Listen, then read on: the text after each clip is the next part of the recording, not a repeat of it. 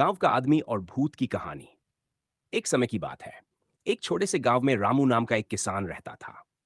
रामू सीधा साधा और मेहनती आदमी था, लेकिन उसका एक डर था, गांव के किनारे वाले बबूल के पेड़ के पास से गुजरने का। गांव में चर्चित था कि उस पेड़ के पास एक भूत रहता है जो रात के अंधेरे में दिखाई देता है। एक दिन रामू की गाय जंगल में खो गई। उसे ढूंढने के लिए रामू को देर हो गई, और जब वह लौटने लगा तो अंधेरा हो चुका था। रास्ता वही था जो बबूल के पेड़ के पास से होकर गुजरता था। रामू ने अपने डर को नजरअंदाज किया और हिम्मत जुटाकर आगे बढ़ा। जैसे ही वह पेड़ के पास पहुंचा, ठंडी हवा का झोंका आया और उसे ऐसा लगा जैसे कोई उसके पीछे खड़ा है। अचानक उसे एक आवाज सुनाई दी, रामू, क्यों इतनी रात को यहां आया?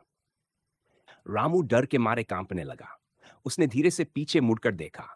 सफेद कपड़े में लिपटी एक छाया खड़ी थी। उसकी आंखें चमक रही थी। रामू ने साहस जुटाकर पूछा, तुम कौन हो? छाया ने ठंडी आवाज में कहा, मैं इस जगह का रखवाला हूं। जो भी इस पेड़ के पास रात में आता है, उसे मैं अपने साथ ले जाता हूं। रामू समझ गया कि वह भूत है। उसने तुरंत अपनी बुद्धि का इस्तेमाल किया और कहा, मालिक, मेरी गाय खो गई है। मैं उसे ढूंढने निकला था। मैं गरीब किसान हूं, मुझे छोड़ दो। भूत कुछ देर के लिए चुप हो गया।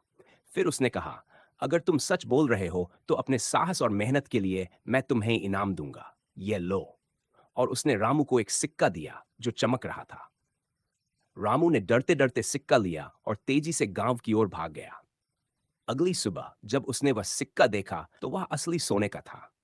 रामू ने उसी पैसे से अपनी जिंदगी बेहतर बनाई। इसके बाद रामू कभी उस जगह से डरकर नहीं गुजरा। उसने समझ लिया कि डर का सामना करने पर ही सच्चा इनाम मिलता है।